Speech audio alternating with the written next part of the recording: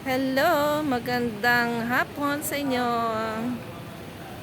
Galing ako dito sa City Hall kung saan ako ay nagbayad ng Amelyar.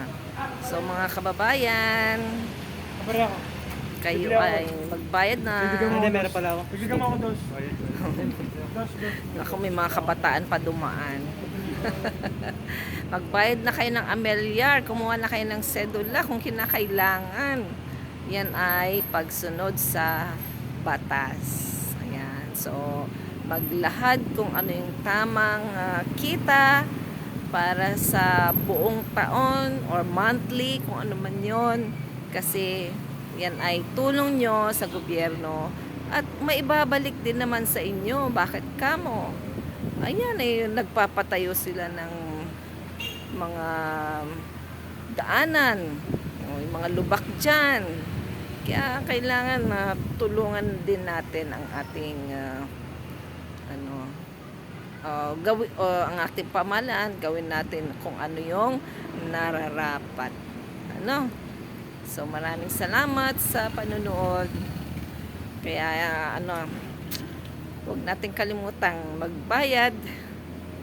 Maganda kasi pagka January pa lang, alam mo, may discount pa nga yung sa Amelyar kasi good payer ka kesa yung lalampas ka na dadaan ka na ng Pebrero hanggang December. Syempre meron ka ng kaukulang yon, may percentage na na bayad or anong tawag doon, payment.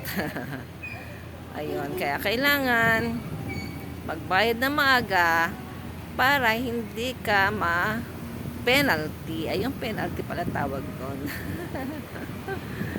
So, mga kaibigan, gawin ng tama. Magbayad sa tamang panahon, tamang kung magkano ba yun. Ayan.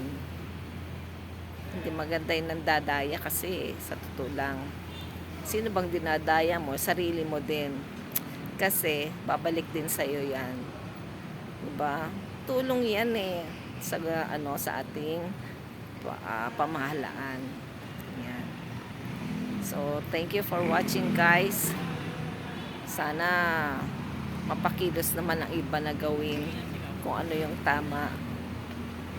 Kasi yan ay para sa ating lahat dito sa bansa. Thank you for watching.